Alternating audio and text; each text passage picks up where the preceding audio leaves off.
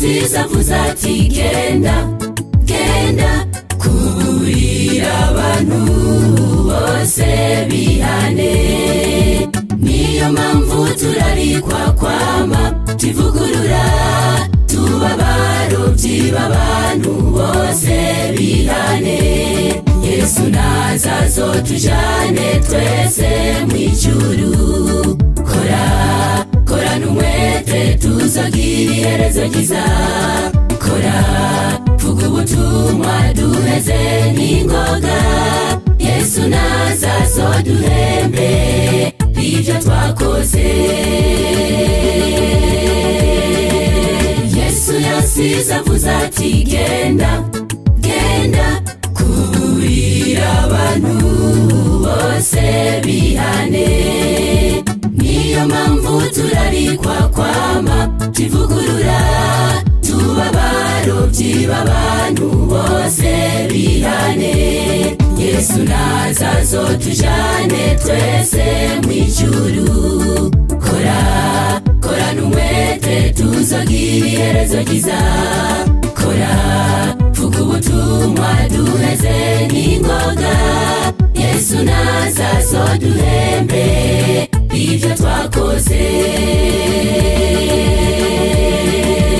Yesu arika kwinginga nguze umusange nandi twarongera ubungira atari muri we. Niwe gisubizo niwe gihome cy'ubugingo bwacu. Yesu we arashoboye n'ingabidukingira. Arashaka kuza ukamusanga. Arashaka ko hano ukamukurikira.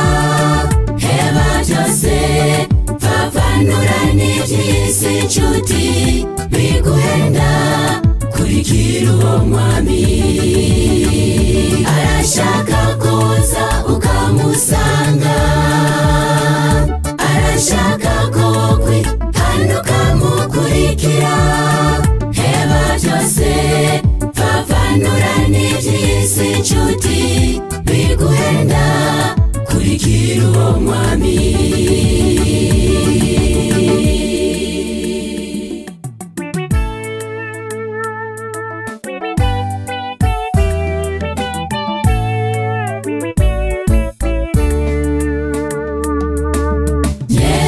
Mungere mwiza ara gutumira uje mu busho bwiwe ni uzorukira. Ngwino gifise ubusore ngwino kiri muto nyabona ngwino. Urarigwa gira vuba uve mu kaga ureke kwiroha. Yesu naza azotujane twese mw'ijuru. Kora n'umwete tuzogira iherezo ryiza. Kora vuga ubutumwa duheze n'ingoga. Yesu naza azoduhembe ibyo twakoze. Yesu mungere mwiza ara gutumira uje mu busho bwiwe ni uzorukira. Ngwino gifise ubusore ngwino kiri muto nyabona ngwino. Urarigwa gira vuba uve mu kaga ureke kwiroha. Yesu naza azotujane twese mw'ijuru. Kora n'umwete tuzogira iherezo ryiza. Kora vuga ubutumwa duheze n'ingoga. Yesu naza azoduhembe ibyo twakoze.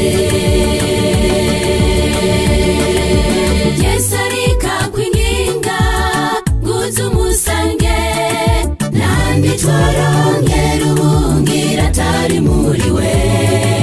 Niwe gisubizo niwe gihome cy'ubugingo bwacu. Yesu we arashoboye n'ingabidukingira. Yesu arashaka kuza ukamusanga. Yesu arashaka hano ukamukurikira. Heba